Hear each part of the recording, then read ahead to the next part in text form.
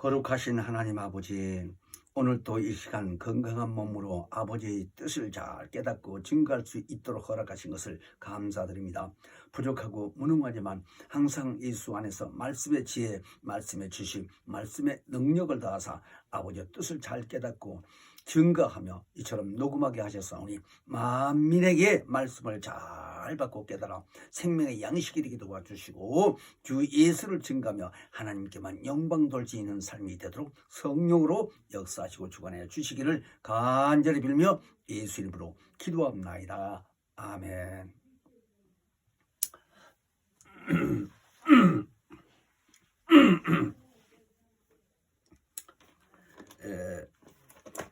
오늘은 로마서 6장 3절로 7절 말씀을 상고하겠습니다.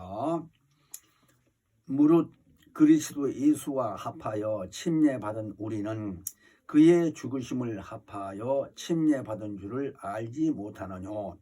그러므로 우리가 그의 죽으심과 합하여 침례받음으로 그와 함께 장사되었나니 이는 아버지와 영광으로 말미암아 그리스도를 죽은 자 가운데서 살리심 같이 우리도 또한 새 생명 가운데서 행하게 하려 함이니라. 만일 우리가 그의 죽으심을 본받아 연합한 자가 되었으면 또한 그의 부활을 본받아 연합한 자가 되리라. 우리가 알거니와 우리 옛사람이 예수와 함께 십자가에 못 박힌 것은 죄의 무리에서 죄의 몸이 멸하여 다시는 우리가 죄에게 종노릇하지 아니하려 함이니 이는 죽은 자가 죄에서 벗어나 의롭다 하심을 얻었음이니라. 아멘. 이처럼 로마서 6장 3절 7절 말씀을 상고하셨는데요. 예수와 연합이라는 이 주제로서 이 말씀을 전하겠습니다. 예수와 연합이라고 하는 말은 우리가 잘 아시겠지만요, 함께라는 의미입니다. 함께, 같이, 모든 행동을 같이 한다. 그러니까 연합군, 군인으로 말하자면 세계적으로 연합군, 이제 그런 의미를 한 것처럼 합심하여 하나가 됐다, 이런 얘기입니다. 우리 인간적인 입장에서 연합이 뭐예요? 같이 함께 한다, 둘이 하나가 된다, 이런 의미죠. 여러 가지 뜻으로 말씀드릴 수 있겠지만 예수와 함께 우리가 연합된 의미를 오늘 잘 말씀을 듣고 깨달아져서 정말 우리가 이기는 삶, 승리하는 삶, 하나님의 관심을 끌으며 하나님께만 영광 돌리는 삶을 살 수 있는 우리의 믿음의 생활이 되면 좋겠습니다. 그래서 오늘은 하나님께서는 의로우신 분이십니다. 하나님 의로우신 분, 의롭다 하신 그 의미가 하나님의 자존심이라는 겁니다. 하나님이 인격이 있으신 분이기 때문에 하나님의 자존심이라는 말이 이해가 되실 겁니다. 오를 의인데요, 하나님의 그 자존심을 말씀하신 것이다 하는 겁니다. 그래서 피조된 인간이나 천사들이 그 인격의 하나님 앞에 인정받지 못하면 그건 탈선이죠. 그 불의라고 그러죠. 그래서 의 앞에 불의가 드러난 것이 죄라고 하는 겁니다. 그러면 성경에서 말씀하신 것처럼 죄라고 하는 의미는 곧 사망이다라는 거죠. 하나님 영광 앞에 있지 못하고 영원히 영적인 존재이니까 죽어지지도 아니하고 벌받는 것 자체가 유황불못에서 벌받는 거죠. 우리가 이런 의미를 그냥 이 얘기로 지나가는 게 아니라 깊이 깨닫고요, 정말 유황불못이라고 하게 되게 되면요, 정말로 여러분들 용광로를 보셨는지 모르겠는데 새가 천도에 녹는다고 그러죠. 새덩어리가 그 불의 온도가 1000도가 되면 녹는다고 하는데요, 그와 같이 뜨거운 곳에서 꺼지지도 아니하고 영원히 영이 항구적인 존재이니까 영원토록 죽어지지도 않는 상태에서 뜨겁고 괴로움을 생각을 해본다면요, 그런데 성경 그랬잖아요. 거기서 구데기도 안 죽는다는 거예요. 하나님 뜻 가운데서. 구데기가 살이 있어요? 뭐 뼈가 있어요? 벌러기가. 예수님 그렇게 말씀하셨어요. 구더기도 안 죽는데요, 거기서.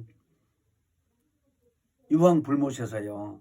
기가 막힌 얘기 아니에요? 잘 이해가 되면. 그래서 오늘 하나님의 의의 이 기준이 되신 분인데요. 의로우신 분이다 하는 겁니다. 그래서 성경에서 보면요. 구약 성경의 시편의 89편 14절에 보면 의와 공의가 하나님 그 보좌 앞에 기초로 두셨다고 그랬어요.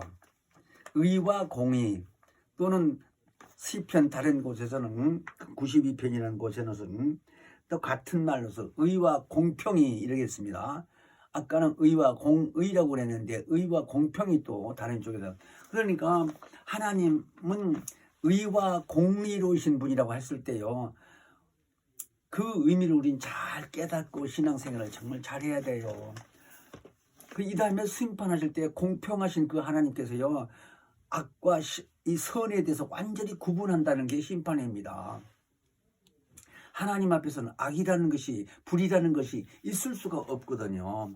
그래서 불의에 속한 자들은 천사나 사람이나 함께 있을 것이고 불의가 없는 의에 속한 사람들은 또 하나님 영광 중에서 영원히 또 실존하실 것이고 이런 의미를 잘 아셔야 됩니다. 그래서 예수님이 이 땅에 계실 때도 하신 말씀이요. 너희는 그의 나라와 그의 의를 구하라. 그리하면 이 모든 것을 너에게 더하신다라고 마태복음 6장 33절 이렇게 말씀을 하셨습니다. 우리가 이 땅에 살면서요. 하나님 앞에 먼저 그의 의를 구하라는 거예요. 그의 나라를 사모하고 구하라는 거예요. 하늘나라를. 그런 의미로 말씀하셨습니다. 그래서 우리는 의로우신 하나님을 섬기는데 그 기준이 무엇일까 하는 겁니다. 하나님 앞에서 아까 의가 하나님의 자존심이라고 그랬는데 그 의로우신 하나님 앞에서 하나님을 섬기게 된다면 기준이 있을 거 아니에요. 어떤 기준을 앞세워서 어떻게 섬겨야 될 것인가. 100% 다 말씀 앞에 순종한다는 것 자체가 쉬운 문제가 아니잖아요. 근데 그 기준 알고 이 순서를 안다면은 아무개도 쉽지요. 근데 그 기준이 성경에서 뭐라고 말씀을 하셨는군요. 너희는 이 마음을 품으라. 곧 그리스도 예수의 마음이니. 그렇게 빌립보서 2장 5절에는 말씀이 기록되어 있습니다. 그러니까 예수의 마음을 우리는 못 봤잖아요. 근데 그분이 하나님의 아들로 이 땅에 인자로 오셔서 33년 동안 계시다가 결국 이스라엘 민족들을 통해서 십자가에 달려 죽게 되셨는데요. 그때 같이 동행하고 같이 있었던 사람들은 그 같이 함께 살면서 상대를 해봤기 때문에 마음을 알 수 있지만 지금 우리 입장에서는 지금 2000년 전 얘기인데 2000년 후에 태어난 우리 입장에서는요. 그 마음을 어떻게 알겠어요? 그렇죠? 상식적인 우리 생각에서는요. 이해가 안 됩니다. 그 마음을 어떻게 아냐? 어떻게 그 마음을 품어야 되느냐라는 거예요. 근데 성경에서는요. 그 마음을 넉넉히 알 수 있도록 해 놓으셨어요. 왜? 우리가 예수의 공로를 믿고 구원받는다고 하는데 이런 입장에서 되는 사람들은 기록된 말씀을 열심히 상고하면서 성령 받게 되게 되면 성령이 알려주신다는 거예요. 하나님께로서 나오시는 진리의 성령이 우리 안에 거하시면 우리도 인격이 있느니라. 우리 영혼 속에 성령이 오셔서 우리를 지배하시고 깨닫게 해주시고 인도하신다는 겁니다. 그러니까 지금 저 같은 입장에서는요. 성경을 다 알고 애우고 있다는 얘기가 아니라 성령의 역사가 어떻게 우리에게 능력을 주시고 기쁨을 주시고 이런 의미 말씀을 그냥 기도하고 알려고 노력을 하다 보면 문득 깨닫게 되대요. 그런 의미를 말한다면 성령의 역사입니다. 또 그 이름 예수의 이름을 소유한 우리 영혼이 그 말씀, 기록된 말씀, 하나님의 말씀을 통해서 귀신도 쫓아내게 되고, 귀신이 실존이에요. 실제 있단 말입니다. 영이기 때문에 안 보여서 그렇지. 이 문화 문명이 이렇게 발전하고 발달한 세상에서 무슨 귀신이 있어 이런 말 많이 합니다. 그런데 그런 사람에게도 총을 대고 죽인다고 하게 되면 두려워하겠지요. 죽고 싶은 사람이 어디 있어요? 그러니까 무서워한다 이거요. 그래서 성경 말씀하시기는요, 마귀의 종의 역할을 하는데 종의 역할하는 그 의미가 있어요. 죽기를 무서워서 평생 동안 종로로 산다고 해서 그렇게 말씀을 하신 겁니다. 그러니까 뭐가 무엇인지는 몰라도 죽기는 무서워한다 이거예요. 그게 뭐가 죽이려고 하는지를 모르잖아요. 사람이 나타나서 총으로 아니면 칼로 강도로 달아서 이렇게 하면 그건 보이니까 무서워하겠지만 보이지 않는 것 앞에서도 무서워해요. 컴컴한 밤에 어디 혼자 가라 공동모지 가라면 기분 좋아할 사람이 어디 있겠어요? 그래서 성경에 하나님의 그 의를 구하라고 말씀하신데 그 하나님을 섬기는데 그 의의 기준이 뭐냐 했을 때 아까 말씀드렸죠. 예수의 마음을 품으라고.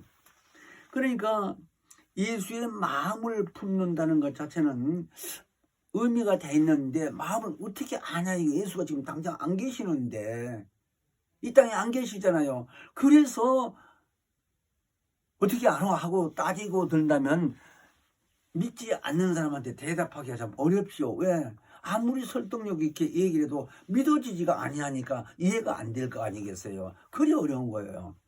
그러나 오늘 이 말씀에요. 아까 본문이 로마서 6장 3절로 7절 읽었잖아요. 거기 5절에 보면 만일 우리가 그의 죽으심을 본받아 연합한 자가 됐으면 또한 그의 부활하심을 본받아 연합한 자가 되리라 그랬습니다.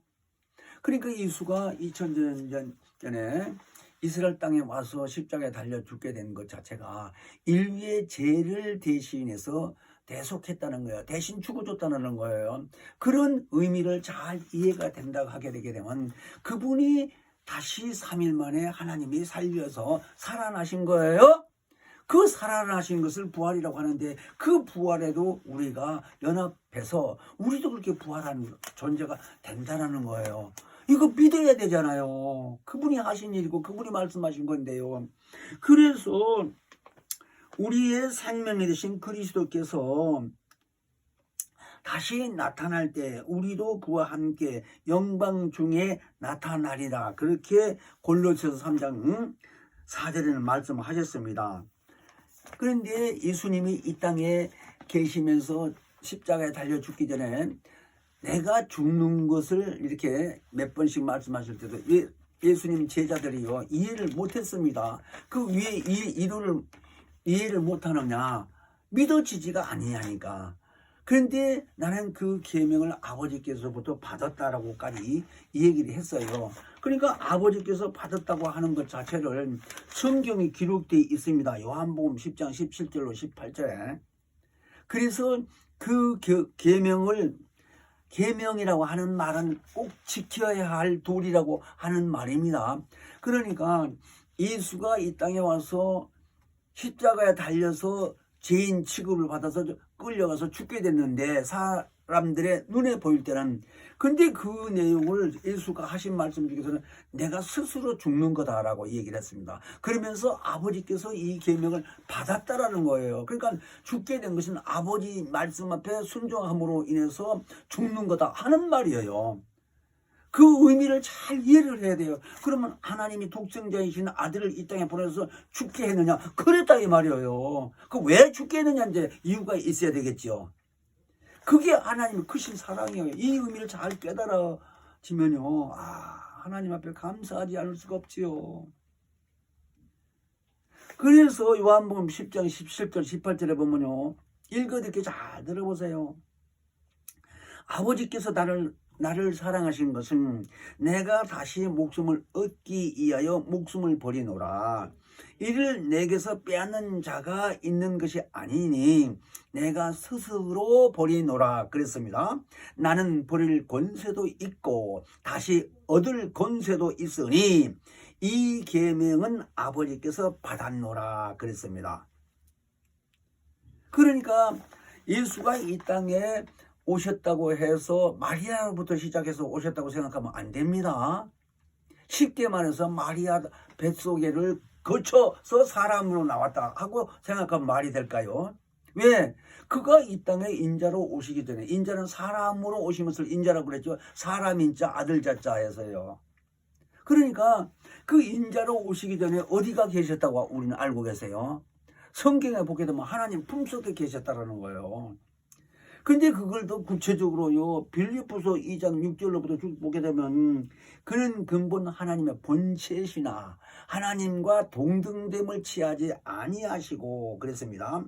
오히려 자기를 비워 종의 형체를 비워 사람의 모양으로 나타나셔서 자기를 낮추시고 죽기까지 복종하셨으니 곧 십자가에 죽으십니다. 이렇게 기록이 되어 있어요. 그러니까 하나님 품속에서 함께 하나님하고 계셨는데 그래서 동등됨을 취하지 아니하고 인격이 각각이니까 이제 그렇게 얘기하신 겁니다. 그러니까 아버지 원래 도서는 거기서 하나님 그 품속에서 보좌인 하늘에 가서 상속하도록 하셨는데 거기로 직접 가면 하나님과 동등됨이 되니까 예수 입장에서는 그래서 동등됨을 취하지 아니하고 죽기를 위해서 인자로 오셨는데 아버지가 다시 살려주면 그때 부활해서 가겠다 하는 의도로 오셨다 이 말이에요.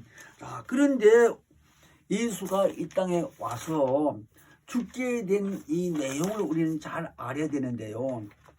그 죽음이 곧 우리 인간을 위해서 죄값을 대신하셨다라는 것이 속죄라고 하고 대속이라고 합니다. 어쨌든 우리가 그 내용을 지금 잘 몰라도 예수가 나 때문에 나의 죄 때문에 죽었다는 것을 설명을 듣고 믿기만 하면 그 사람은 그 즉시 죽어도 구원받는다는 거예요.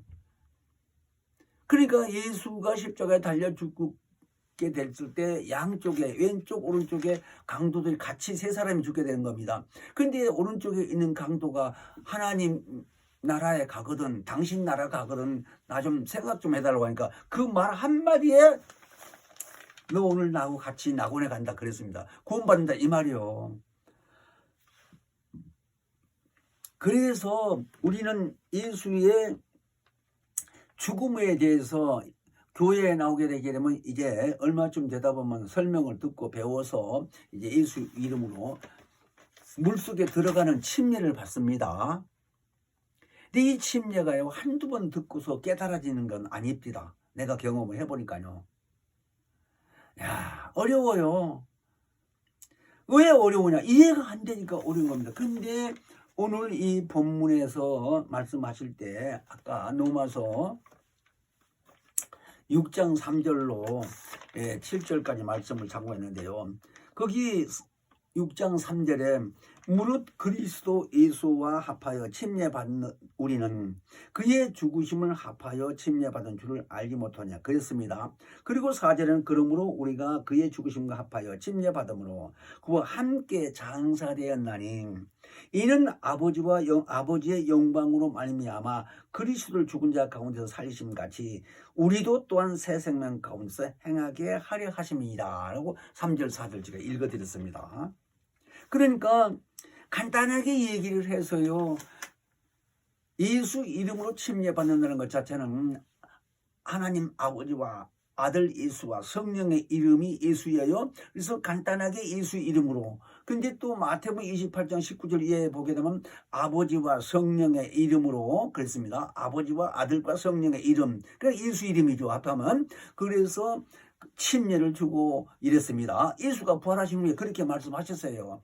그래 침례는 꼭 받아야 되는데 오늘날 침례를 세례로 바꿔서 많은 교회들이 특별히 장로교 이런 데서 보면 물을 그릇에다가 떠다가 손에 목사님이 손에 딱 묻혀서 물을 묻혀서 머리에다 얹는 걸 합니다. 그래서 물 아래 있다고 해서 근데 침례교회 안에서는 내가 성락교회에서는요 우리가 볼 때에 탱크에 물을 이렇게 받아 놓고요 거기 완전히 몸이 다 들어가요. 머리서부터 발끝까지 몸이 다 완전히 물에 잠긴다 이거요. 그게 침례예요. 그래서 침례라고 하는 것이 원래 써진 내용이지 세례가 아닙니다.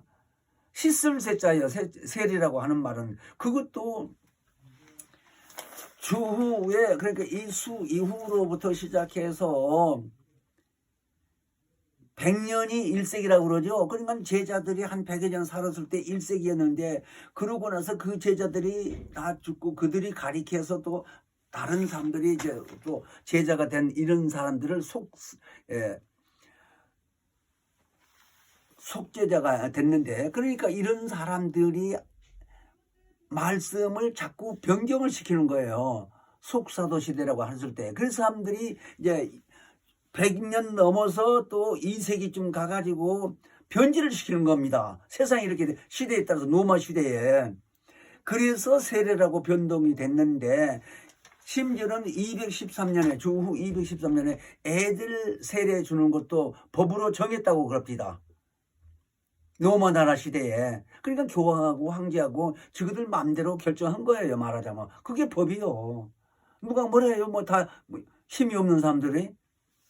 그런데 역사적으로 그래서 침례를 받는다고 하는 우겨대면서 목숨이 끊어져도 침례받은 사람이 5천만 명이 넘는데 한 1000년 동안에.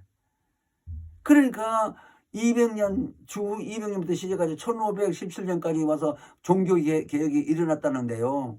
그러니까 한 1000년 이상은 죽임을 당했다는 거예요. 그런데 그 침례 때문에 그렇게 죽임을 당한 게 그게 하나님 뜻이라는 거예요.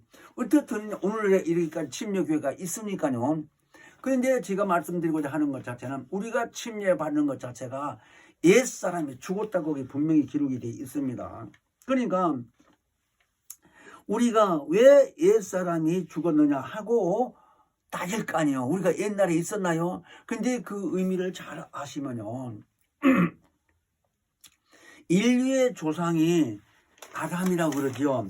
아담이 인류의 조상인데 인류의 조상으로서의 아담이 처음에 하나님으로부터 생기를 받은 사람이에요. 그러니까 흙으로 사람을 만드는 이 사람에게다가 그 사람이 그러니까 흙이 아니죠. 흙은 처음에 흙으로 사람을 만들었는데 역사가 쭉 지나가면서 아담도 부모가 있어요. 부모로부터 태어난 거예요. 그 시초를 말할 때 흙으로 만들었다는 그냥 우리 죽으면 다시 흙이 되잖아요. 그런데 그 사람에게 생기를 부르는데 몸은 죽어도 그 영혼은 남는 거예요. 지금 우리 이 시대에. 그래서 우리가 침례 받을 때에 왜 침례를 받느냐? 하나님이 보실 때 너는 아담의 후손 아니냐 이 말이에요. 그러니까 옛사람 아담으로부터 쭉 인류가 뭐 전 세계 인류를 다 포함해서 인류가 오늘날까지 내려왔는데 하나님이 보실 때 내가 지금 예수를 믿고 교회에서 침례 받게 되면 네가 침례 받기 전에 예수 믿기 전에 옛사람으로 하나님 보실 때 죄인으로 있었다 이거예요. 원죄라고 그래 그거를요. 그래서 침례 받을 때 예수와 함께 침례 받을 때 지금 우리가 성부 성자 성령으로 이름으로 침례 주노라 하고 침례를 받는데 현 그 인자가 옆에 있는 건 아니잖아요. 그 이름으로 받는 거예요. 그런데 하나님 인자가 지금 물속에 들어가는 것이 예수와 함께 죽은 것을 합했다라는 거예요. 그래서 연합됐다는 말을 쓰는 거예요. 연합이 하나가 됐다고 그러니까. 그래서 오늘 주제가 예수와 연합이라고 그랬죠. 그러니까 연합이라고 한 것은 네가 지금 죽든 앞으로 100년 후에 죽든지 예수가 오기 전에 침례를 같이 그 이름으로 받았다 하면 같이 죽었다. 근데 물속에 나올 때는 이제 새 생명 가운데서 예수가 3일 만에 부활해서 이제 성천하시고 하늘에 가셨잖아요. 자, 그런데 그 살아나신 부활하신 예수와 함께 너도 살았다라고 인정을 한다는 거예요, 하나님이. 그리고 이제 성령 받은 이런 사람들에게 성령의 역사에서 확실히 확정할 수 있도록 깨달게 해주시는 겁니다. 성령이 내 안에 계시면서 말씀을 앞세워서 말씀대로 그렇게 이해가 되도록 깨닫게 해주신다 이 말입니다. 그러니까 그 말씀을 깨닫게 된 사람들이 목숨이 끊어져도 초대교회에서부터 시작해가지고 주후 1517년까지 종교가 계획이 되기 전까지는 희생당한 사람들이 한 5천만 명 이상이 죽었다고 하지 않습니까? 우리나라 인구만큼 죽었다 이거요. 지금 우리나라가 지금 5천만이 안 될 거 지금. 그런데 우리는 이런 의미를 잘 아셔야 돼요. 그래서 침례라는 의미는요, 영적이지요. 영적. 그러니까 그게요, 왜 영적이라고 하느냐면 성령의 깊이를 깨닫지 못하면 이런 말씀이 참 어려워요. 그래서 고린도전서 2장 10절에는 하나님의 성령으로 하나님의 깊은 뜻을 깨닫게 해준다고 하는데, 성령 받은 사도들이 사도행전을 썼는데 그 사도행전 2장 38절에도 그랬습니다. 너희가 회개하여 각각 예수 그리스도의 이름으로 침례를 받고 그리고 제사함 받으라. 그리하면 성령이 너희에게 임하신다 그랬습니다. 그러니까 이런 절차를 거쳐서 성령까지 받지 아니하면요, 이거 어려워요. 이런 말이 영적인 것이기 때문에. 그래서 지금 나 같은 입장에서는요, 능력을 받았습니다. 그러니까 성령을 받게 되면 성령의 은사를 받은 겁니다. 말하자면. 그래서 성령 받게 된다는 말은 뭐냐? 은사를 받았다고도 말로 표현할 수가 있는데, 은사라는 것이요, 전신 은사라는 거예요. 머리끝부터 발끝까지의 하나님의 성령으로 전신 이 육체를 지배받는다는 겁니다. 그냥 머리는 머리대로 지혜도 받고요, 지식도 받게 되고요, 또 능력도 받게 되고요, 영감을 받게 되고요. 그럼 머리로 받지요.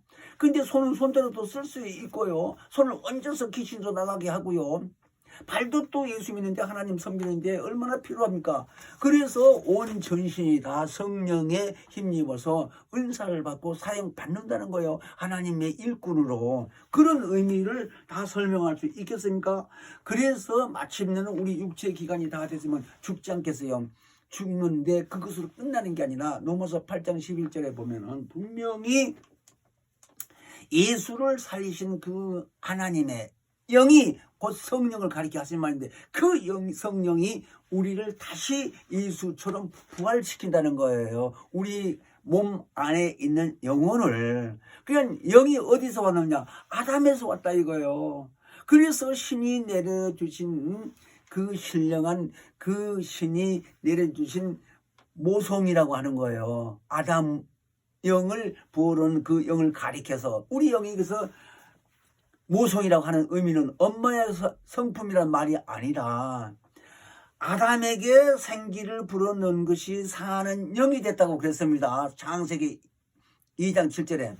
근데 하와를 말하자면 아담을 잠재워 놓고 갈비뼈를 치해서 여자를 만들어 두겠는데, 깊이 내용을 따져보게 되면 하나님이 사람 된 아담에게요, 말하자면 모성을 집어넣은 거예요. 여자가 될 사람을 집어넣은 건데 무슨 얘기냐? 이제 여자로 나온 하와는 육체가 하와지 우리 남자에게도 있는 영은 똑같은 영이에요. 그래서 모성이라고 하는 거예요. 그러니까 사람 누구나 다 모성이 있다는 말이 자기 영혼을 말하는 거다 이 말입니다. 그것을 신이신 그 하나님이 우리에게 주셨는데, 마침내 부활할 때에 무엇이 부활하냐? 그 영혼이 부활한다는 거예요. 이 몸이 부활한다는 게 아니고, 그러니까 이 의미를 잘 아셔야 돼요. 그래서 침례 받고 제사함 받아서 우리가 부활하게 된다면, 그때에 하나님의 성령이 우리 영을 신령한 몸으로 순간에 사람의 몸이 되게 하신다는 거예요. 그러니까 그 영혼이 하나님의 자녀요, 이제 예수 부활해서 성천하로 하고 가셨는데, 똑같이 우리가 그때는 하나님의 영광 중에서 이렇게 왕래를 하게 되는데, 영광 중에서 왕래를 한다는 건요, 신령한 몸으로 부활해질 때는요, 초월한다는 말입니다. 지금 우주 안에 많은 영적 존재들이 있는데, 지금 우주 안에 믿는 사람 때문에 하나님의 선한 천사들도 왕래하는 거예요. 우주나 우주 밖에 왕래하는. 근데 그 왕래한다는 것 자체가 속도로 말하자게 되면요, 이해나 되겠습니까? 근데 하나님의 영광이라고 하는 말은 속도 제한이 없습니다. 그래서 초월한다고 그래요. 그래서 하나님의 이 일꾼인 천사들이요, 영으로 지음을 받았지만 말하자면 새가 원래 지음받을 때 날개가 있도록 만들어졌기 때문에 공중에 날아다니잖아요. 근데 천사들도 원래 만들어질 때 영광의 천사라고 하는 의미는 천사는 영적 존재인데 하나님의 영광 중에 있기 때문에 시간 제한이 없다라는 의미예요. 그런 것처럼 우리 영이 사람으로 부활했을 때 이 다음에 죽은 후에 예수가 다시 오시면 그때 우리가 분명히 하나님 영광 중에 댕긴단 말이에요. 초월이다 한다고 그랬죠. 그러면 이 땅에서요 저 우주 밖에 하늘까지 가는 것도 눈 깜짝깜짝 왔다 갔다 한다 이거예요. 천사들처럼. 그런 의미를 거기서 지금 말씀하는 거예요. 영이 부활해서 사람이 됐을 때, 그러니까 그 영에다가 하나님이 우리에게 은사를 준다 이 말입니다. 이 몸은 영을 담고 있는 그릇밖에 안 되는 거예요. 그러니까 기간이 되면 죽는 겁니다. 자, 그런 의미를 우리는 잘 이해를 해야 되고요. 아무튼 하나님의 이 의라고 했을 때 그 의가 하나님의 본질이요, 하나님의 말하자면 선한 양심이요, 하나님의 그 자존심이라고 아까 말씀 좀 드렸는데요. 우리가 지금 이 땅에 살 때에 예수의 공로를 믿지 아니하면 누구를 막론하고 그 사람 구원받을 수 없습니다. 그러니까 지금 하나님의 의 안에서 들어와서 예수 공로를 믿으면 의인이라고 그렇게 인정을 해 주시는데, 성경에 보면 의를 입고 하나님의 자녀의 신분으로 신앙생활을 하는데, 그렇지 아니한 사람은 이제 하나님의 공의, 아까 의와 공의를 하나님이 보좌의 기초로 두셨다고 시편 89편에 아까 그렇게 말씀을 드렸는데요. 이제 공의로 심판을 하게 됐을 때는 분명히 선과 악을 구분한다는 겁니다. 예수가 이 다음에 오셔서 이제 심판을 하게 된다고 요한복음 5장 27절에 말씀하셨습니다. 그 5장에 보면 먼저는 하나님이 심판하시 아니하시고 인자로 오신 예수를 통해서 심판한다는 거예요. 그런데 예수를 통해서 심판한다는 말이 구체적으로 성경을 잘 보게 되게 되면 예수께서 하신 말씀이에요. 그것도 자, 예수를 믿지 아니하게 되게 되면 예수 입에서 하신 모든 말씀을 통해서 심판한다는 겁니다. 그러니까 요한복음 12장 48절, 50절까지 보면 그런 말씀이 있지요. 예수가 스스로 말씀하신 게 아니고 아버지께서 내 아래 계시면서 그의 말씀을 하시고 그의 일을 하신다는 거예요. 그러니까 하나님이 직접 같이 개입해서 한다는 이런 얘기입니다. 그런데 예수 입에서 나온 말씀이 뭐냐? 나를 믿지 아니하게 되면 내가 너에게 이런 말이 심판한다고 했어요. 그러니까 예수 입에서 나온 모든 말씀은 누구 말씀이라고 그랬어요? 아까 하나님 아버지 말씀. 그러니까 하나님 말씀으로 심판한다는 내용이요. 근데 심판을 하게 되는 그 분이 예수라고 했어요. 인자가 옹사가 요한복음 5장 27절. 그러니까 예수의 그 몸이 다시 오셔서 이 땅에 이제 마지막 심판을 하는데 공의로 오셔서 공의로 심판하는데 그 공의가 하나님의 공의다 이 말입니다. 그러니까 공평하게 선과 악을 완전히 구분한다는 거예요. 근데 그 일을 예수가 하시는데 그 말씀으로 한다라는 거예요. 그래서 예수님이 그래서 살리는 것은 영이니 육은 무익하니라. 내가 너에게 이런 말이 영이요 생명이다 그랬습니다. 요한복음 6장 23절에. 그러면서 이제 예수가 이 땅에 오셔서 인자로 오셔서 심판하게 될 때에는 이 세계 모든 인류가 아담 이후에 영이 있는 자들은 전부 이미 죽었던 사람들도 부활시켜서 심판을 해서, 그리고 왜 부활시키냐? 인격이 있게 하기 때문에 그렇습니다. 그래서 뜨겁고 차가운 것을 알 수 있다 이거예요. 몸이 생겨야. 근데 몸이 없으면은 기능이 없기 때문에 차가운 거 뜨거운 걸 모를 거 아니에요. 자, 그래서 부활시켜서 인격적으로 말을 묻는다는 거예요. 그때의 유구무원이라고 그랬어요. 입이 있어도 말을 못한다 이거요. 그런 의미로 기록된 겁니다. 어쨌든 우리는 예수 안에 들어와서 신앙생활을 하면서 구원받은 자로서 오늘 본문에 보면 6장 5절에요. 로마서 6장 5절에 만일 우리가 그의 죽으심을 본받아 연합한 자가 되었으면 또한 그의 부활하심을 본받아 연합한 자가 된다. 분명히 이렇게 약속을 했습니다.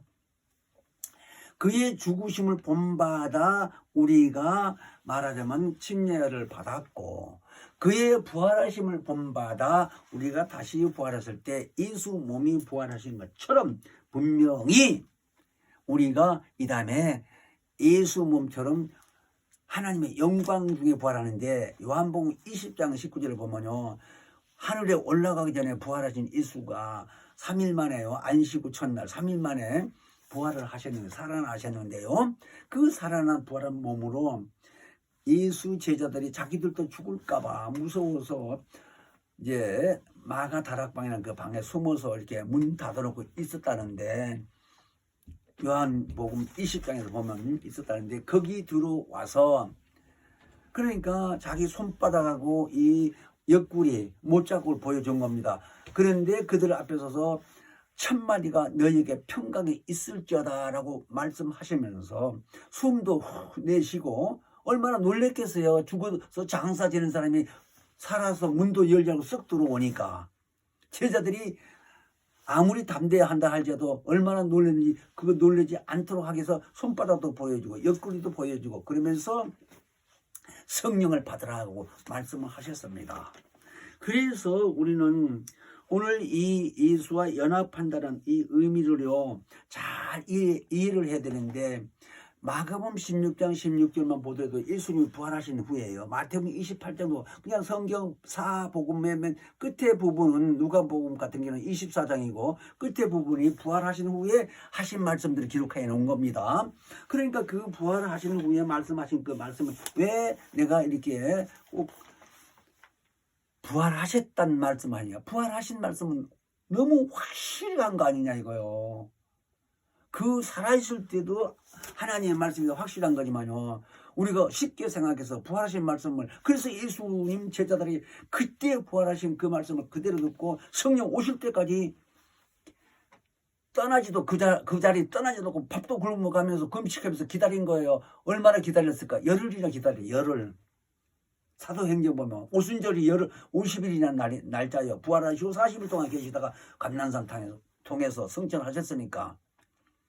그래서 성령을 받아야만이 우리가 아까 말씀드린 대로 죽어서 100년 전에 죽었든지 1000년 전에 죽었든지 예수 믿고 죽은 자들은 다 영을 부활시킨다 이 말입니다.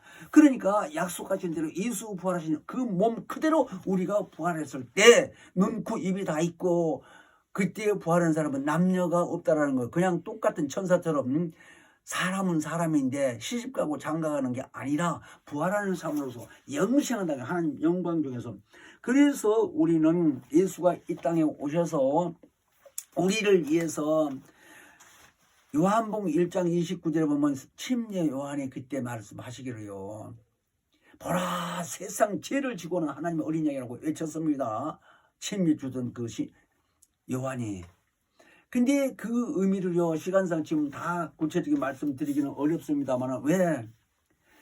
그 예수가 구약시대에 레위기 16장에 보게 되면 양을 2마리를 갖다 놓고 제비 뽑아서 하나는 하나님 양 하나님께 피를 드리려는 이제 목을 쳐서 피를 받아가지고 그렇게 쓰려고 하나님 양 하나는 아사셀 양이라고 해서 내놓는다는 뜻이요. 우리말로는 아사셀이라고 하는 말이에요. 그러니까 속죄소 들어가서 이 짐승의 피를 뿌리고 나와서 제사장이 그 아사셀에게 안수를 했을 때 이스라엘 모든 민족의 액을 모든 더러운 것 저주를 다 가지고 오라고 그 염소에다가 안수 주고 저 무인지경에서 사람 없는 곳에 그냥 내놓으면 이리떼들한테 잡혀먹는데요. 그러니까 이스라엘 민족들의 죄를 가지고 그런 일을 예수가 인간으로 오셔서 십자가에 달려 피 흘려서 우리의 죄를 대속하시고 그리고 죽기 전에 이제 침례받고 40일 동안 금식하고 성령의 이끌림을 받아 광야에서 마귀를 만났어요. 마태복음 4장에 보면. 그래서 마귀를 이제 하나님의 말씀으로 정리를 한 겁니다. 심판했다 이거예요. 그러니까 우리가 아담의 죄에서 죽어야 될 것을 대신해서 피를 흘려서 대신 죽고, 그리고 우리가 이제 저주를 없게 하기 위해서 마귀까지 다 심판하고 그가 죽기 전에 채찍에 맞아서 우리의 저주를 담당했다라는 거예요. 그래서 침례받는 것 자체는 우리가 완전히 예수 죽음과 연합이 될 뿐만 아니라 갈라디아서 3장 27절에는요 그리스도로 옷 입었다고 그랬어요. 침례받은 자들은. 여러분들, 그러니까 우리 올로 감독님 얘기는요, 침례 안 받은 사람은 그리스도인이 아니라고까지 얘기합니다. 왜? 옷을 안 입었다라는 거예요. 하나님 앞에서. 아니, 성경이 그렇게 써지니까 그 양반 말이 맞는 거예요. 성경이 있으니까요. 나는 확인해봐서 내가 아니까 이런 얘기 하는 거예요. 갈라디아서 3장 27절에 그리스도로 옷 입었다는 거. 누가? 침례받은 사람들. 그러니까 성경에 보면 예수님도 그랬어요. 어느 말하자면 임금집에 아들 장가 가는데 손님을 초청했는데 어떤 사람은 대략 입은 대로 그냥 옷고 왔더래요. 그래서 왜 애복을 안 입었냐니까 말을 못 하더래요. 내쫓아라! 그런 의미가 있는데, 그게 다 예수 믿고 말하자면 교회를 다닌 것 같은데 하나님 보실 때 뻘거벗고 다니는 사람이 많아요. 지금 침례만 안 받은 사람. 세례가 침례 아니요. 시간상 다 얘기할 수 없지만 그렇던 애들 침례도 아까 내가 얘기했죠. 주 213년에 로마 법에서 제정을 했답니다. 교황하고 황제하고 해서. 그래서 애들 세례가 생긴 거예요. 침례도 아니고. 애들 세례 주고도 침례 주던 그 애들이 알겠어요? 의지가 약한데. 그러니까 전부 이거 다 쏟고 있는 거 지금 신앙생활 하는 사람들이 성경을 이탈해가지고. 그래서 우리는 오늘 예수와 연합한다는 의미, 그가 죽음으로 우리도 그것을 본받아서 침례받으면 죽었고, 옛사람이 그가 물에서 나와서 침례받아서 이제 부활하신 것처럼 우리도 부활에 연합했다 이 말입니다. 연합이 아까 뭐라고 그랬어요? 함께 한다고 그랬죠? 한 몸이 되는 거예요. 두 사람이 연합해서 하나라 이거. 연합분이 있고 하는 것처럼 하나라 이거요. 하나, 뜻이 하나, 생각이 하나. 그 육체가 수만 있다 할지라도 하나님 보실 때 하나라. 그러니까 동시에 부활시키고 동시에 데리고 가는 거예요. 그다음에 이런 의미를 우리는 하나님의 성령의 역사도 잘 깨닫고 이 땅에 사는 이 육체의 기간 동안에 예수와 함께 연합한 자로서 그 이름으로 능력이 드러나니까 귀신도 나가게 되고 병든 다 고치기도 하고 기도 응답도 받게 되고 하나님의 영광을 사는 자들이다 하는 의미를 잊지 마시고, 나는 예수와 함께 연합했다. 그러니까 지금 우리는 죄인도 아니고 산 사람이에요. 우리는. 그러니까 늙어 죽는 건 죽는 건데 그때 죽었다고 안 그래요. 잔다고 그랬지 예수가. 그 영혼은 데리고 천사들이 낙원에 간다 이거요. 죽은 거 아니야. 하나님 앞에서 세상 사람들 눈을 봤을 때 죽었다고 그러지. 그런 의미를 깨달아야 된다 이 말입니다. 그래서 우리 이 시간 기도할 때 우리 육체의 기간 동안에 예수와 함께 연합된 데서 능력이 일어나며 이적이 나타나며 기도 응답하고 영감이 있고요, 영안도 떠지고요, 하나님의 은사가 풍성해진다는 겁니다. 다 같이 기도해요. 예수여, 거룩하신 하나님 아버지 참으로 감사옵나이다. 예수와 함께 연합된 삶을 살게 하시고 성령의 인도하심으로 따르는 표적과 이적이 함께하여 주시고 하나님께 영광 돌 수 있는 삶을 살게 하여 주신 것을 참으로 감사하고 예수 이름 받들어 기도합나이다. 아멘. 하늘에 계신 우리 아버지여, 이름이 거룩히 여김을 받으시며 나라 임하옵시며 뜻이 하늘에서 이룬 것 같이 땅에서도 이루어지이다. 오늘날 우리에게 일용할 양식을 주옵시고 우리가 우리에게 죄 지은 자를 사하여 준 것 같이 우리의 죄를 사하여 주옵시고 우리를 시험에 들게 하지 마옵시고 다만 악에서 구하옵소서. 나라와 권세와 영광이 아버지께 영원히 있사옵나이다. 아멘.